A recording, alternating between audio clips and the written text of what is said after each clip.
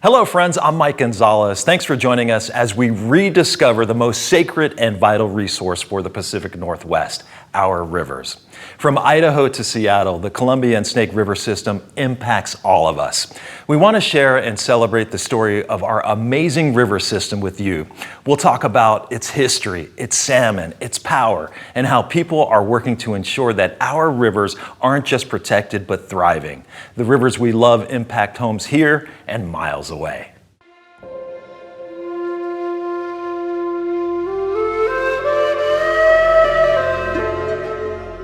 The Columbia and Snake Rivers have been home to salmon and trout since the Ice Ages. For generations, Native tribes have celebrated salmon as a major food source and cultural icon. As European settlers moved in, the rivers served both as transportation and food source for the growing population.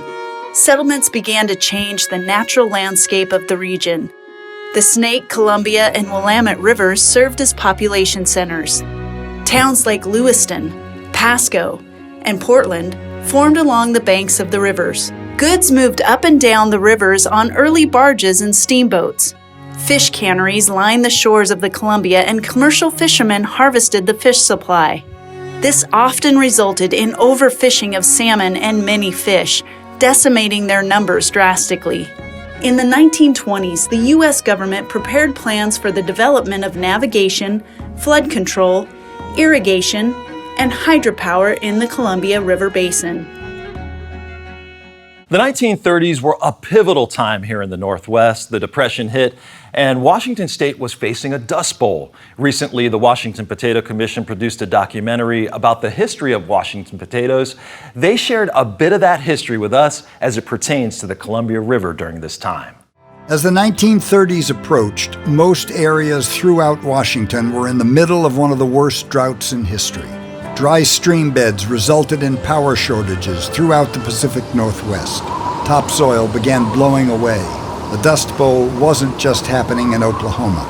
It was happening in Washington. The wind always blows here in the spring, and I was headed to Quincy one night, and I couldn't even see the ornament on my hood. It was in everything because the houses weren't very well built.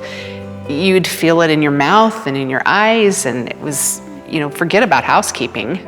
Imagine 500,000 acres and a 25-mile-an-hour wind coming up, and there's no trees or grass to hold anything in place. And so 2 days later, you'd have, 2 or 3 inches of sand in your house. Billy Johnson came west here with her brand new husband from Ohio. And of course, this was in the 40s, and they were taking a bus rather than the train here. And they got to about Ritzville, and it was very dusty, so it must have been the wind was really whipping up. And she turned to her husband and said, is this a cyclone or a tornado? And he said, honey, that's just our land blowing by. Farmers in much of central Washington used dry land farming practices. They hauled water for their cisterns. The farmers and public appealed to Congress to fund an irrigation project, but their cries could not shake any money from the government. The nation was in the middle of the Great Depression. Unemployment was above 20%. People needed jobs. People needed hope. Gone, too, was the way of old politics. In 1932, the American people put their fate in the hands of Franklin Delano Roosevelt. His overwhelming presidential victory signaled a new way of thinking in the United States, and his election marked a new era for the farmers of Washington, for those present and for those yet to come. Yes, the task can be helped by definite efforts to raise the values of agricultural products, and with this the power to purchase the output of our cities. It can be helped by preventing realistically the tragedy of the growing loss through foreclosure of our small homes and our farms. Roosevelt enacted the New Deal, and jobs were the highest priority of the nation. In 1933, construction on the Grand Coulee Dam began. They meant to permanently dam the river in the same spot that glacial dams had millions of years ago. Uncle Sam, he took the challenge in the year of 33 for the farmers and the workers and for all humanity. Now, river, you can ramble where the sun sets in the sea, but while you're rambling, river, you can do some work for me. Roll, Columbia, won't you roll, roll, roll? Roll, Columbia, won't you roll, roll, roll?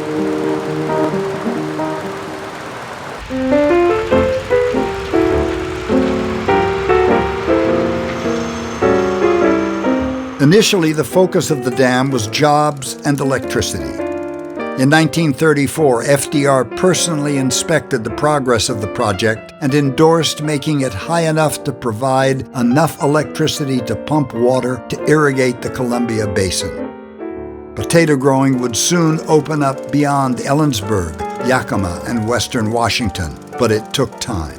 The infrastructure of the Columbia Basin Project took a decade to build and deliver water to the farms of the region. The Federal Bureau of Reclamation installed more than 300 miles of canals from Quincy to the Tri-Cities area. It would forever simply be known as the Basin. It would stand for new beginnings, new hope, new life.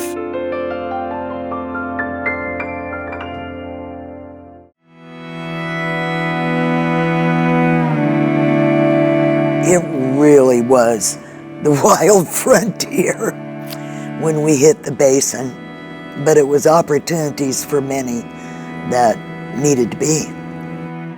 The idea of water brought farmers from around the nation and beyond to central Washington, where land was as available as it was fertile. In the 1950s and 60s, men and women packed up their lives and moved to the desert of the Columbia Basin with the hope of making their own way on their own land. Hank Thompson was one of those men. We were absolutely convinced, my sister and brother and I, that Daddy had taken us to hell because the towns, they were old towns, but the basin had opened up and changed them a lot. There wasn't really housing. You really did have to clear the sagebrush. You know, I don't even know what to say except that it was so hard and you just tackled, you just dove in and started clearing the land and making it work. In the mid-1950s, water finally hit the towns throughout central Washington. And it was pretty exciting because my dad and mom were excited that the water was finally going to hit, you know, their ground. And Daddy would kind of keep us posted on the stages because it had to fill the canal first and then the ditches. And then when he said it's coming is when we'd go stand in the ditch. And it was exciting.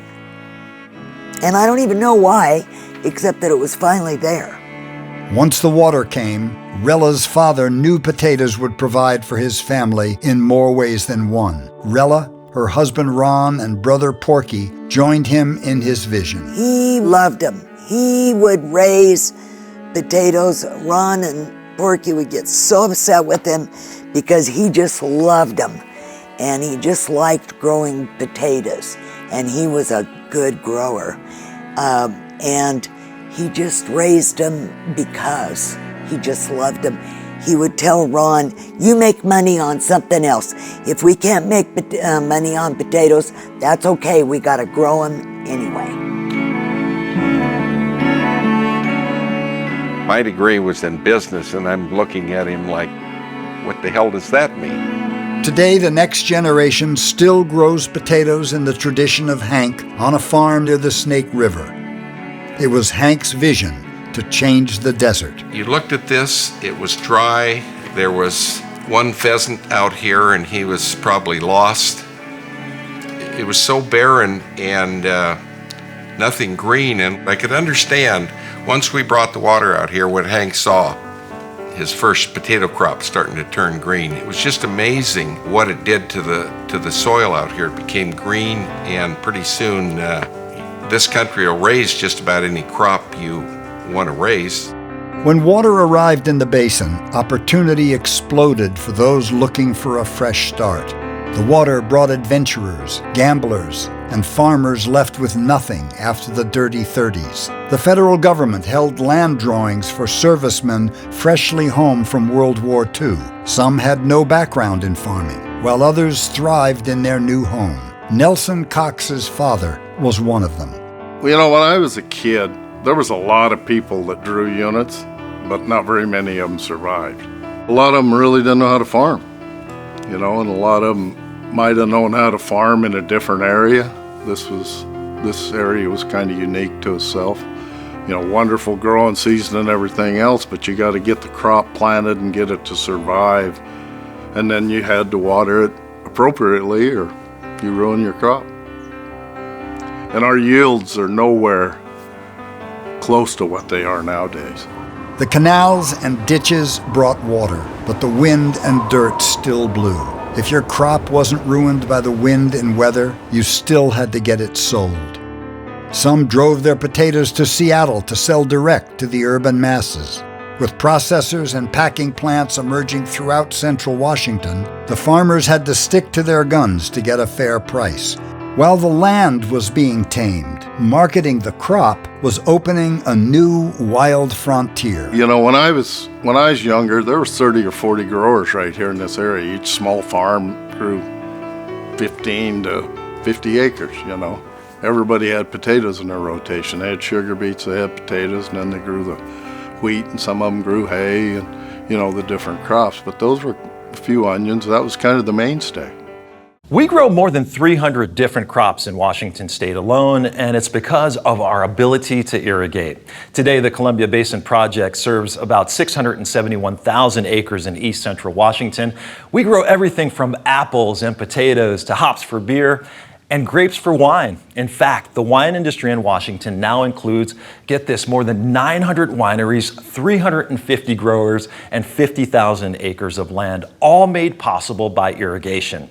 Our team caught up with Victor Palencia of Palencia Winery right here in Kennewick. Here's his story. You know, the season's been beautiful, the flavors have been amazing. In fact, this vineyard is actually called Big River, the irony of it all. The Wallach Slope, that happens to be the second hottest region in Washington, and just beautiful, ripe texture, color, and flavors. My name is Victor Palencia. I am the owner and winemaker for Palencia Wine Company, and we're here today at Monarca Winery in Kennewick, Washington. It's literally the heartland of wine country.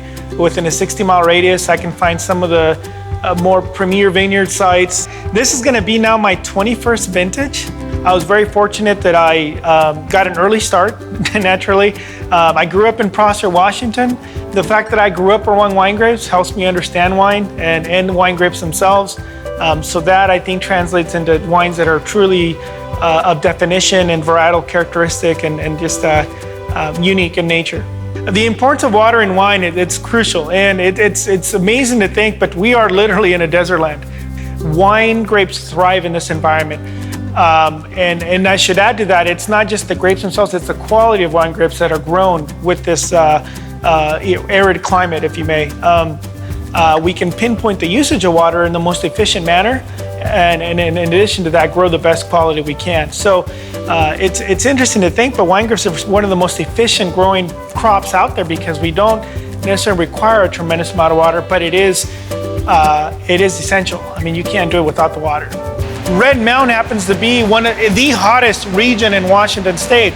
So naturally, we gotta have access to proper water to be able to manage these growing techniques. What makes Red Mountain so special is the beautiful extraction you get from these berries. Look at that color. Just a beautiful, beautiful color.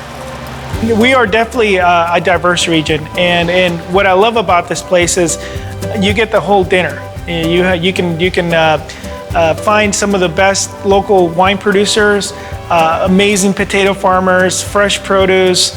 The list goes on, and it's all because of our vast region, the rich agriculture, but in addition to the having access to great farming and water, of course. Yes, wine is kind of that sweetheart food product that we grow here in the basin, but there are farmers growing multiple crops, providing food for Americans and people around the world. Our friends at Washington Grown caught up with Nicole Berg, who farms on the Horse Heaven Hills, where diversity in farming is impossible without irrigation. Here's her story. Now, Val's traveling to Patterson, an area that rarely sees rain, but serves as home to Berg Farms. She spoke with Nicole Berg about how this family farm relies on irrigation to keep their crops thriving. We farm wheat, sweet corn, potatoes, onions, carrots, bluegrass seed, beans, peas, all on the farm. Wow. How are they able to grow so much in an area that only gets 7 inches of precipitation a year? When we decided to come back, me and my 2 brothers, being 4th generation, we were a dry land farm. We had dry land wheat only. And in order to kind of turn the corner and make room for some of the next generations, you had to expand. And expanding it gets into irrigated agriculture. We looked at it as an opportunity for irrigated agriculture to come on the farm and the diversification. Because if you look at the world today, we need to feed the world. And we have to do it through precision ag and through farming. And in the Horse Heaven Hills, the best way to do it is through water out of the mighty Columbia River. We pump about 6 miles underground in a 42-inch pipe up to the edge of the farm, and then it comes out through our big pivots. We only water when the plant needs the water. You know, if you have good quality in your plants and you do good management practices, whether it's through your irrigation water management or your soil moisture monitoring, it will help you create that round potato and not a kind of a weird looking potato in the supermarket. Right. How does technology help you manage water? We can do everything through the computer systems, through our cell phones, through our iPads, our notepads. We can turn on and off the water. We can gauge the pressures coming up from the river. Also, it's helped in conservation.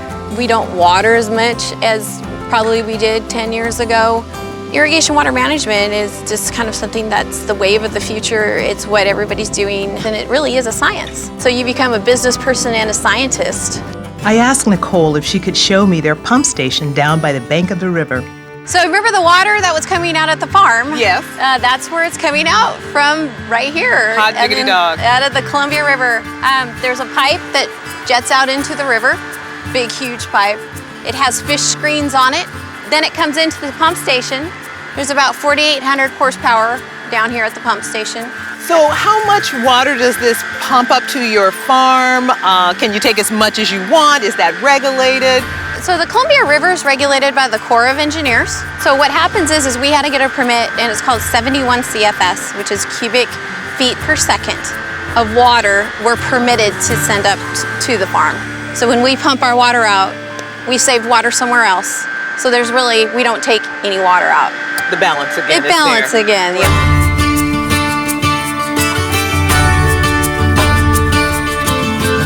Farming in Washington and across is the safest food in the world.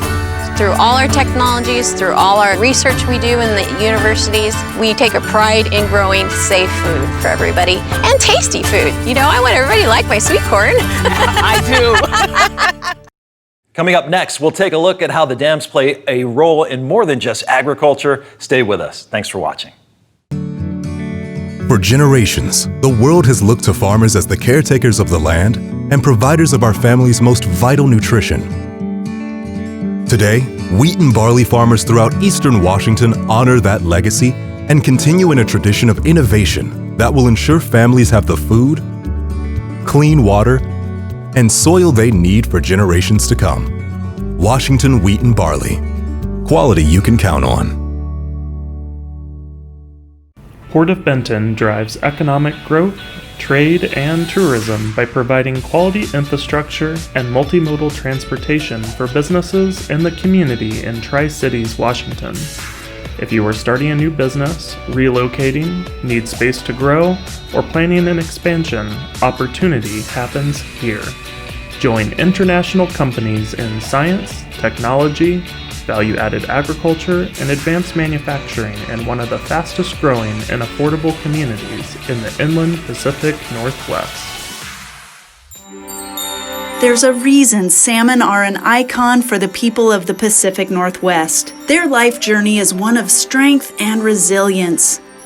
Salmon are an anadromous species. This means they migrate from the ocean to freshwater to spawn, which is incredibly unique. In the Pacific Northwest, we have 5 species of salmon: Chinook, coho, pink, sockeye, and chum. The life cycle for Pacific salmon begins when a female deposits her eggs in a nest, or redd. Once she deposits the eggs, a male will fertilize them. The female then gently pushes the gravel back over the nest and guards it against predators and other fish. The eggs develop over time, consuming the yolk for about a month. The eggs then grow into tiny fish called fry. The fry live in shallow stream edges and calm areas, eating insects for energy and growth. After surviving the stream for up to a year, juvenile salmon become smolt. These fish are ready to begin their journey downstream towards the ocean. These fish will feed in estuaries where freshwater and saltwater meet. Estuaries are important places for smolt to eat and adapt from freshwater to saltwater. The physical changes required for these salmon to move from freshwater to saltwater are amazing and difficult. That's why so few fish do it. After a few weeks, the small salmon are ready to enter the ocean. Once in the ocean, the salmon grow quickly, feeding on other fish, shrimp, and crustaceans. Predators, including humans, whales, sea lions, and other fish, consume a large amount of salmon every year. Salmon live 2 to 7 years in the ocean before they return to their freshwater birthplace to spawn or give birth. They move up the rivers and use fish ladders to traverse dams. Their natural instinct guides them to their birthplace to lay and fertilize the next generation of eggs. After spawning, all Pacific salmon die, and they provide nutrients to the stream beds and the overall ecosystem. The process begins again with the new eggs, and the life cycle of this resilient species continues. Part of the reason that rivers and salmon are so complicated is because they stretch out over big areas. Salmon are going to be born here in eastern Washington. They're going to travel hundreds of miles before they get to saltwater. Once they get to the Pacific Ocean, our Washington state fish are going to turn right and go up to the Gulf of Alaska. They're going to swim thousands of miles, and then those fish come all the way back home. Now, it does get complicated because our salmon that originate in eastern Washington, they swim right past Puget Sound on their way past Canada up to the Gulf of Alaska. Our fish have got to go up there because that's where their food is. That's where they get big and strong, fat and happy. But on the way, there are Puget Sound orca pods that like to feed on them too. So there's been a lot of concern lately about the health of those Puget Sound orcas. And for folks who want to support the Puget Sound orcas, they've been turning a lot of attention to eastern Washington salmon as a way to help rescue the orcas. Well, just like about every environmental story I know, you gotta back up and take the big picture view. These orcas are a very long-lived species. They don't reproduce quickly. That was the very group of animals where they collected almost all of the killer whales that ended up in SeaWorld or ended up in movies. If you start taking a lot of adults away from the population of a slow-growing animal, that's really going to affect their population dynamics over time. Another thing that I think is really affecting the Puget Sound orcas is the quality of water that they swim in. It's not uncommon for there to be a sewer break somewhere along the line within that Puget Sound corridor. Puget Sound also is a highly industrialized area. Anybody who's been to Seattle, there are acres and acres of industrial development right along the water. There's also a lot of boat traffic there, lots of noise. Orcas hunt using echolocation, sonar, if you will. They rely on sound, how quickly sound travels away from them and how quickly sound comes back to them. So with lots of boat motors going overhead, that's got to be very noisy and harder for them to hear and hunt effectively. If you think about it, it's the only endangered mammal that we're expecting to live in a population center, right? Expecting orcas to thrive in downtown Seattle waterfront is kind of like expecting grizzly bears to survive downtown in Denver. Maybe not the best habitat for people and those large predatory animals to be so close together. In order to have the river system that we know today and all of its benefits, we have to include the dams. And the benefit of the dams that impacts all of us is our clean, renewable hydropower. The energy we all use in our homes comes from the dams on these rivers. Hydropower was one of the original reasons that President Roosevelt wanted to install the dams. There are 4 dams on the main stem of the Lower Columbia from McNary to Bonneville, and 5 on the Lower Snake from Hells Canyon Dam to Ice Harbor Dam. We spoke with Rick Dunn of Benton PUD to find out why hydropower is essential for our future. The Benton PUD's residential electricity rate is around 7 cents a kilowatt hour.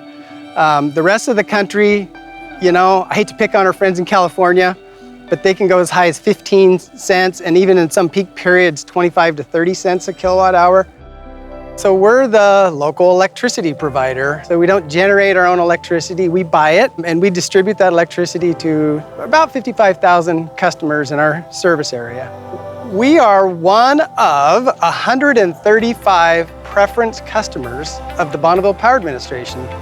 They're a federal marketing agency that actually markets the output of the federal Columbia River power system, which includes all the dams and the hydroelectricity associated with the dams. Bonneville Hydro represents 75 to 80% of our customers' annual usage. At a dam, really, the water has 2 choices. It can go over a spillway, which is a lot of times what people see when they're driving along the road, right? Or underneath the water, there are large pipes that carry the water into the actual structure of the dam. And inside there are turbines with blades on them. And as the water falls through the blades, it spins the shaft of a generator. And so by converting the mechanical motion of water and then the turbine spinning in an electric generator, you make electricity on the output of that. When you think about renewable resources, I think the easiest thing to think about is the fuel. So where do you get the fuel to run the generators? In our case, the fuel is water. And water, as we all know, that water goes through a cycle of, you know, flowing out or through the river system into the ocean, back up into the air, comes in precipitation and gets put back into the mountains in the form of snow. And so that natural cycle repeats itself every year. Thinking back in time, if you said, well, if we didn't have hydro from the beginning, where would we have gone? Well, I think you can look as far as investor-owned utilities, for example, who have different customers, but their source of generation has typically been coal-fired power plants. I always say we're way ahead of the clean energy curve. And so we can't take hydro for granted. The problem with wind and solar is, everybody always says this, the sun doesn't shine all the time and the wind doesn't blow all the time. So you gotta have a resource that can back that up. And hydro is really uniquely positioned to do that. Washington State passed the Clean Energy Transformation Act with an aspirational goal of 100% clean by 2045. Hydro is 2/3 of the annual energy that's consumed by customers in the greater Northwest. But if you contrast the Northwest with the rest of the country, they're very jealous of where we're at. Without hydro, 100% clean would be nearly impossible in the time frame that we're talking about. I'm Mike Gonzalez with Franklin PUD. I want to invite you to follow our brand new social media sites. On our sites, you'll find the latest Franklin PUD news, updates on power outages, and ways to save you money. Yeah, it's taken us a few years to get on board this social media thing, but we're here.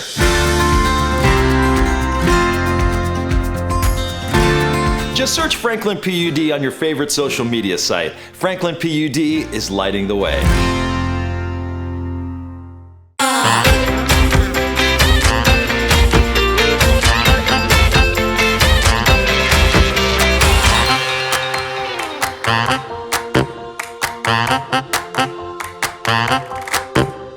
Because of the dams, we also have a reliable and environmentally friendly transportation mode for our trade goods. We're able to move wood products, cars, bulk materials, and grains to and from our coastal ports. Wheat farmers have been using the rivers to get their grains from their inland farms to the export ports in Vancouver and Portland for decades now. They utilize barges to move grain efficiently and safely down the river. Here's a quick look at how our grains move from our farms to the ports.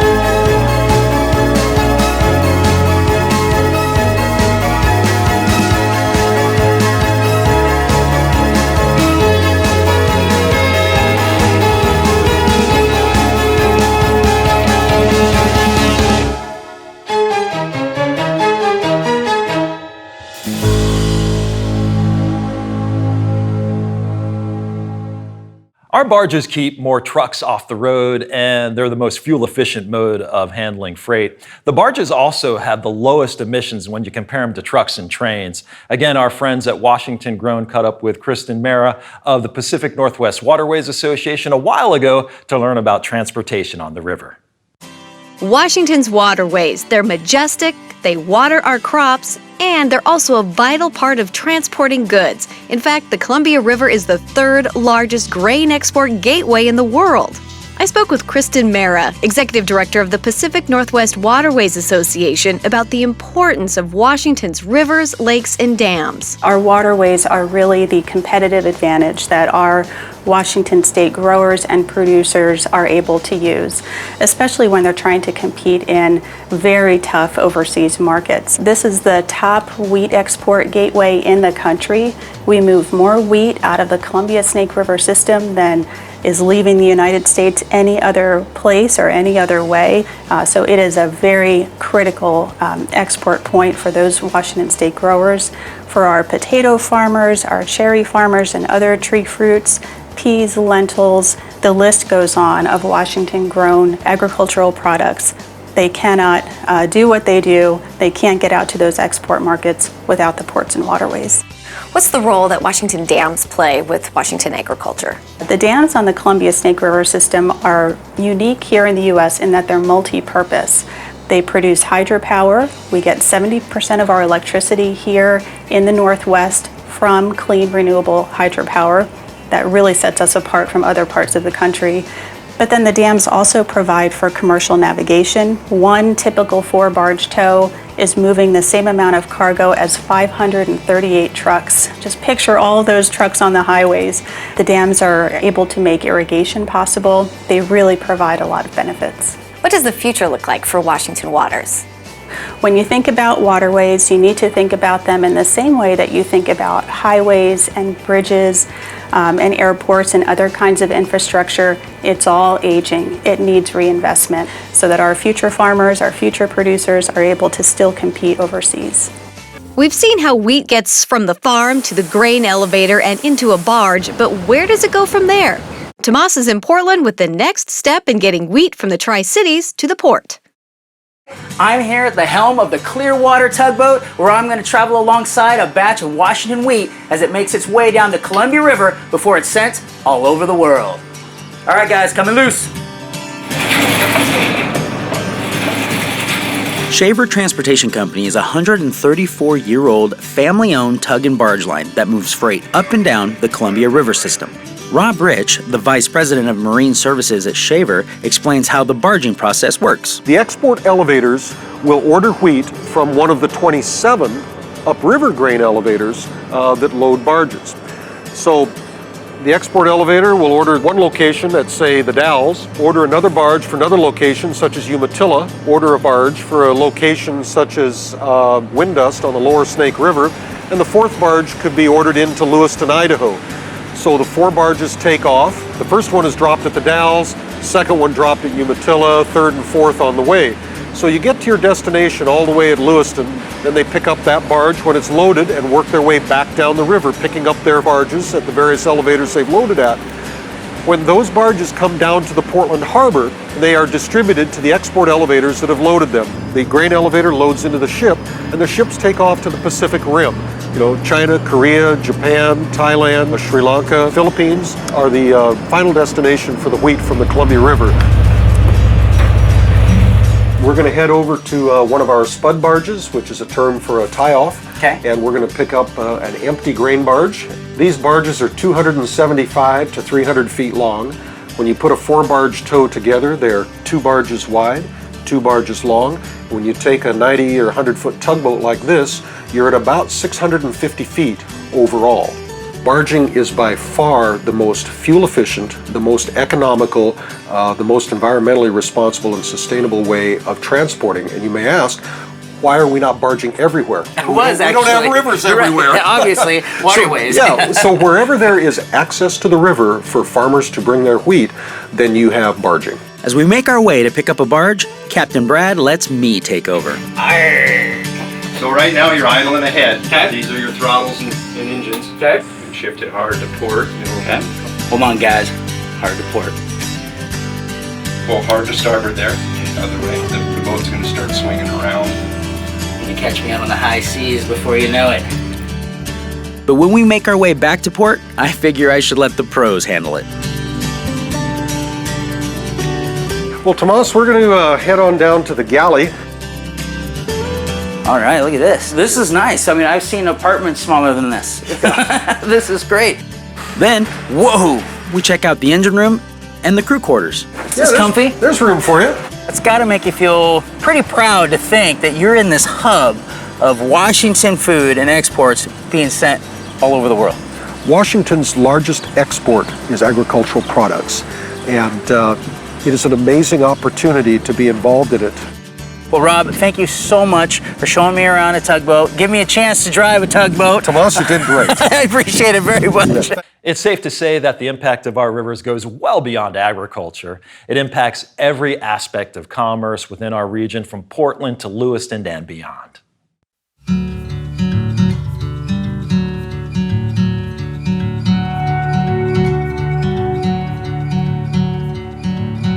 A strange little city, an evening so quiet, but something is growing. I heard the signs of life, those signs of life. There's lots of stories about Pasco's founding, but it was a railroad town. BNSF has their main line that comes right through Pasco. Along with the great rail transportation, barging was also a primary means of moving wheat and other products that are grown here in the Mid-Columbia along the river. In fact, the Port of Pasco was formed in 1941, and we were formed to build a grain terminal to ship our farmers' grain down to Portland. And it's just a hub of agricultural production here. We have rail access to our industrial parks along with heavy truck access. And we also run the Tri-Cities Airport. The Tri-Cities is just a thriving and growing community. A lot of folks are choosing the Tri-Cities to expand their business, locate their new business. Most of that has to do with the fact that we've got 3 beautiful rivers. Oh, the light is changing on every river and road. You know, all sorts of different industries are here and thriving in the Tri-Cities area. You have great manufacturing. Of course, we've touched upon the agriculture and how important that is. We also have a national laboratory here in the Tri-Cities too, where there's cutting edge technology being developed daily. The river system has a really important story in what we see here in downtown Pasco. These are the support services for all those workers and industries that depend directly on the river system. All these things all intertwine and really couldn't happen without the great river system that we have.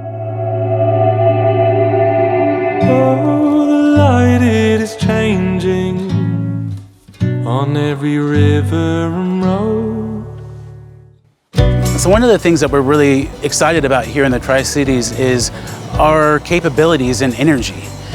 We are a clean energy hub of the Pacific Northwest, and that's becoming increasingly important. The state legislature passed legislation that directs that we will be reducing our carbon emissions significantly in the next 15 or 20 years. And a key to all of that is the backbone that we have of carbon-free energy that's created by the dams. And energy really will be, we believe, the future of the Tri-Cities. Our jobs, our local shops, and our schools, they're all here because of our rivers. Our energy bills are low because of our rivers. Our way of life is awesome because of our rivers. These qualities make our region an incredible place for business and recreation. When it comes to having fun, our rivers, channels, and reservoirs are a water enthusiast's dream.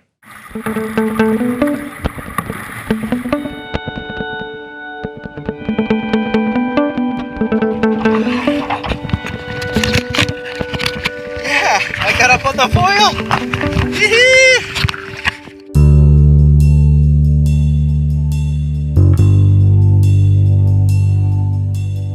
So one of the neat things about the Tri-Cities is our access to the river. We have a ton of different boat launches, and if you go to any of the parks with boat launches on a weekend day, or frankly a lot of other days of the week, you're going to see a ton of folks putting their boats in the water, fishing, recreating, water skiing, jet skiing. And we've even had the opportunity to host large bass tournaments and other things like that here that are really central to what we enjoy and how we enjoy recreating here in the Tri-City area.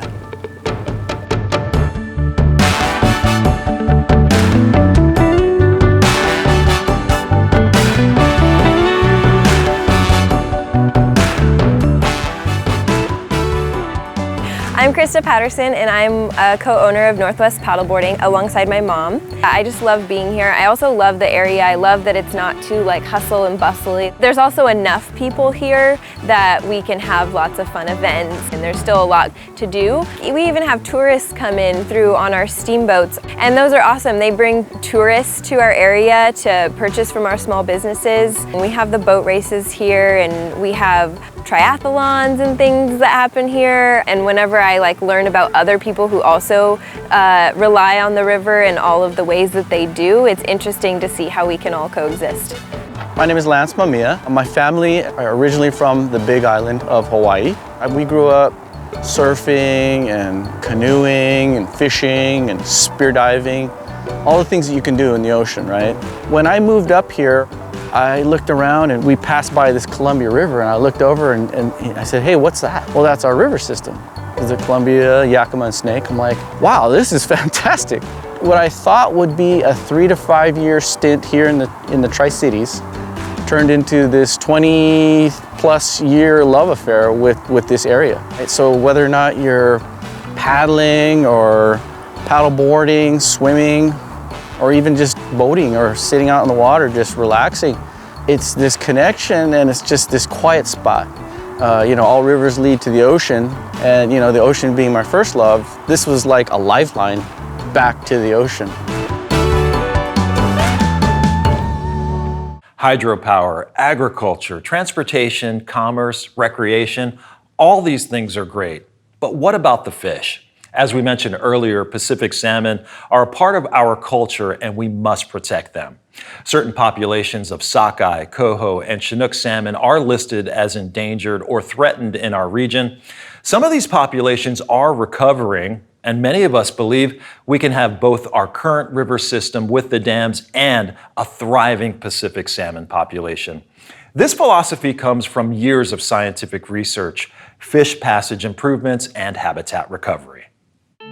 Salmon don't care about state lines or international borders or time zones. They just go about doing their salmon thing.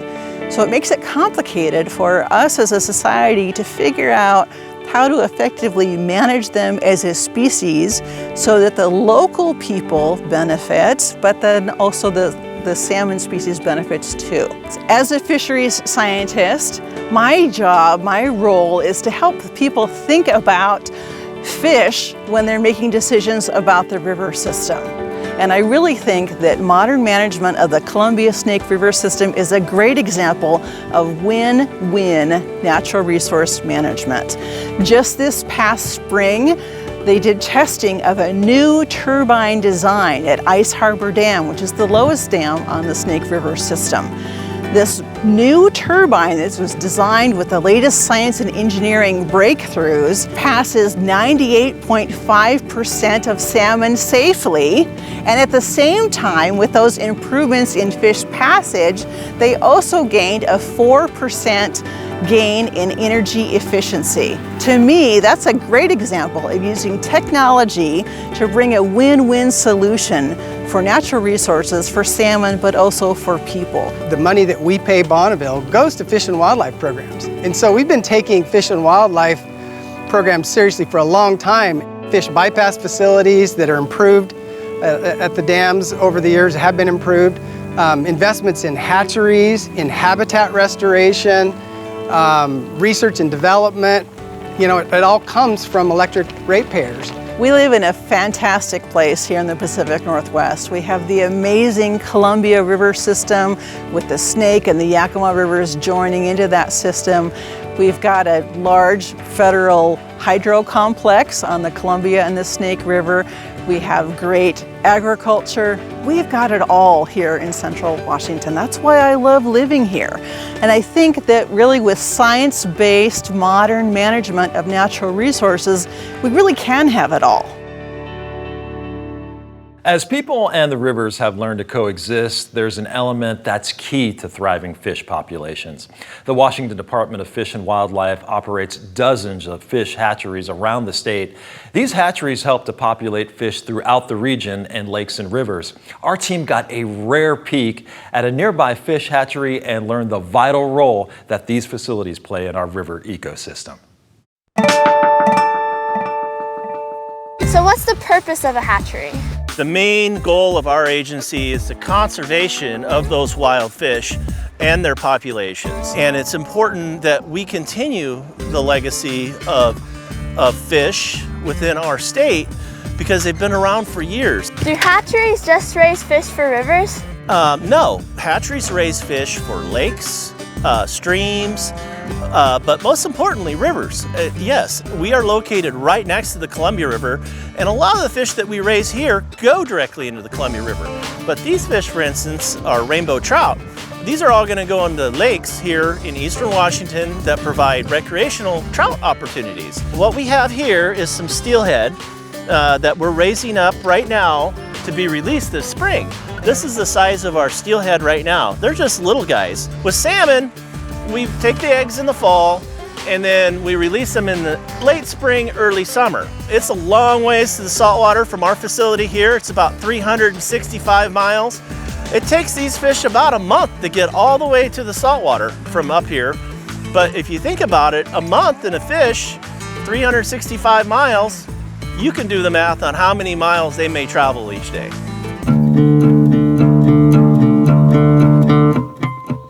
Columbia River's only right down there. It's really close. So all these fish coming into this structure are all returning Chinook and steelhead. They smelled this water from the moment they got probably within 5 to 10 miles of the Columbia River on their migration from the ocean to the freshwater. They smelled this water and they knew exactly where they needed to come. One around the tail. There you go. Now you got her. Yeah. So what kind of fish is this? That's a Chinook you're hanging on to, Callie. That's a great big female. This is typical fish that returns to our hatchery facility. It's pretty big, isn't it? What is this one? That's a male Chinook too. So we've seen both the male and the female. They're pretty lively, aren't they? So what happens after they spawn? So the salmon life cycle is they go to the ocean, spend a few years, return. They never go back. They spawn till they die. But those carcasses contribute greatly to our habitat, other animals, but they're key nutrients for the offspring. Wow, that's a beautiful fish, Joel. That's so awesome. That's a hatchery fish too. There's no adipose fin. That's a great specimen of a steelhead here at the Ringgold Hatchery, and most rivers here in Washington State as well.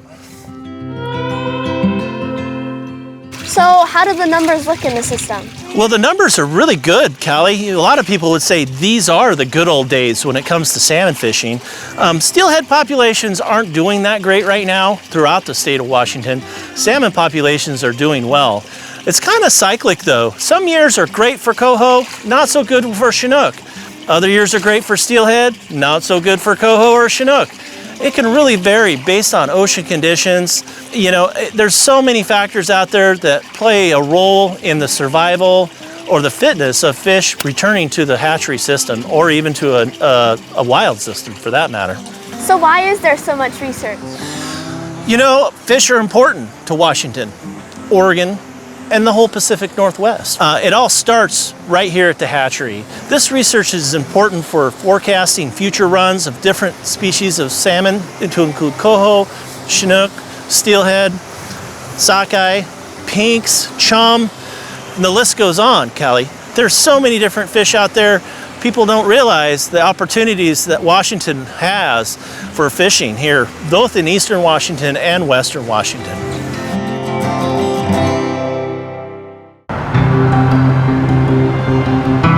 Benton PUD is dedicated to delivering reliable energy to all of our customers. But that's not all we do. We strive to provide education for all ages, to strengthen conservation, and promote reliable power sources.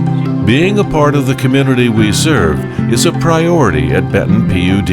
And that's why we are your trusted energy partner.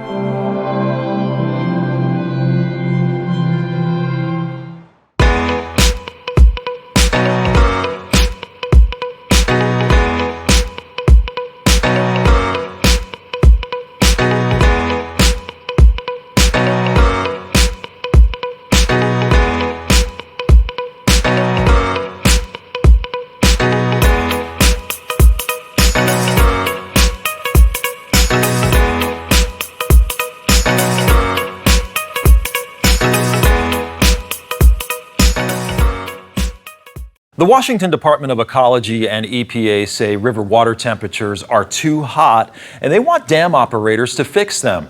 They've added a river temperature provision in the EPA permit with the Columbia River Basin dams. Those working on the river say monitoring the temperature of the entire river system is something that was never intended in those original permits. I recently talked with Northwest River Partners about the maximum daily temperature load to see what the science is saying and if regulating temperatures is even possible. We understand as a region that we have to be good stewards. Right. In this next round of fights over dams in the Pacific Northwest, Kurt Miller knows the future of low-cost, carbon-free hydropower is in jeopardy. Because of recent regulatory developments in Oregon and Washington and at the federal level, dam operators are facing what Miller calls new and unattainable rules that put the hydro system at risk. A river temperature issue is important because river temperatures matter to salmon. Salmon are cold water creatures. So whether they're in the river or in the ocean, they prefer cold water. And if the water gets too hot, it can actually, first of all, it can start to kind of upset them, but then beyond that, it can make it harder for them to feed, it can exhaust them, and eventually it can kill them. The EPA says temperatures are hovering above the 68-degree required mark at several of the dams during the summer months, including Ice Harbor Dam that hovers around 70.5 degrees, Lower Monumental at 69.1, and Little Goose at 68.4 degrees. Miller says this is a complex issue involving multi-jurisdictional laws. The EPA actually came out with a report just recently, and it did say, first of all, that the water is too hot coming into the states. Second, it said that climate change is responsible for between 2 and 4 degrees Fahrenheit of warming of river temperatures, which is really serious if you think about that. But then they also modeled the effect of dams on rivers, and the EPA report said that the dams also increase river temperatures. While the EPA used a model to attempt to estimate the effect of dams on river temperatures, it took actual temperature measurements of water coming in from Canada and Idaho. The TMDL report clearly demonstrates that water entering the U.S. from Canada is already too warm by a substantial margin to meet the Washington state standard in the summer months. The rub is that the water that's coming in upstream from Canada into Washington state and then from Idaho into Oregon and Washington state is already so hot during the summer that it typically exceeds the limits that the states of Oregon and Washington have established. And so our concern has been that they really are potentially setting up the dams to fail, because if you set, just like in anything, if you set an unattainable standard, basically it's going to be one of those situations where no matter what the dam operators do, they're not going to be able to make the water as cool as the state limits if the water that's coming from upstream, the water they're inheriting, is already too hot. The same is true for water entering the lower Snake River dams from Idaho. In fact, Idaho participated in developing similar guidance with the EPA for the Snake River in 2003. But in the end, Idaho dissented due to reservations about attainability. According to the Idaho Department of Environmental Quality website, these reservations persist to this day. Even the EPA recognizes that meeting these temperature quality standards is going to be really difficult for the states of Oregon and Washington. So they've recommended to both that they change those standards. There is another study by Pacific Northwest National Laboratory in 2002 that actually said, hey, without the dams, the water would be a lot shallower, and so it would be much more prone to heating. And so actually the dams, according to that study, and it's a peer-reviewed study, said that the dams actually help mitigate the extreme temperatures. They kind of take off the top and they kind of raise the bottom, and so they kind of make it a little bit more normal throughout the summer. So those are important things to understand, is that, from that perspective, it's not entirely clear what the role on dams is, because we do have this mixed message, or this mixed science. But the thing we do know is that the dams produce thousands of megawatts of carbon-free electricity. And if carbon and climate change is really driving river temperatures and ocean temperatures, then what the dams do is they help fight climate change. This is the McNary Dam behind me. You can see how calm the water is. And these waters are a bit cooler than the regular river temperatures. So if you want to even out and make the river temperatures cooler, what you'll do is release this water upstream. The state of Washington is also weighing in. Vince McGowan, the water quality manager at the Department of Ecology, was quoted in the Seattle Times saying, quote, "This is just the beginning. We are going to have the opportunity to talk about what can happen and what is feasible. We're on the path where we can have those conversations with dam operators working with us on how they're going to meet our temperature standards," end quote. Miller says the problem with taking an excessive and unrealistic regulatory approach is that, in the extreme, it could add billions of dollars to the cost of operating the hydroelectric system without actually helping salmon.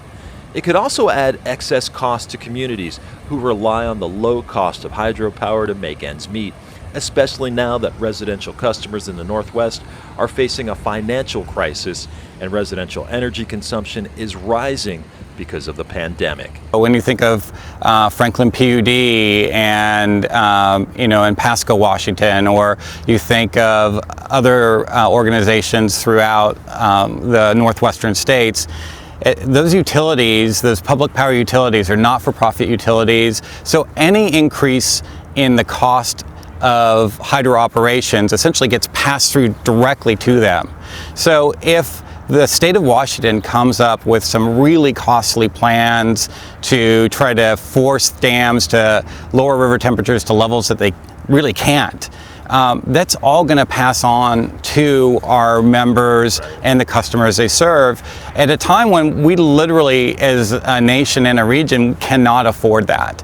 After reading through public comments, the EPA may submit new requirements to both Washington and Oregon state governments to implement their water quality plans. Well, as you just saw, hundreds of people work to protect and ensure that these waters are kept clean and thriving. These are our rivers. They're truly a way of life here in the Pacific Northwest. If you have any questions or want to learn more, I encourage you to reach out to the organizations that supported this program. Be a part of the conversation. The more you know, the more you'll understand how these waters affect every single home in the Pacific Northwest and beyond. I'm Mike Gonzalez. Thanks so much for watching.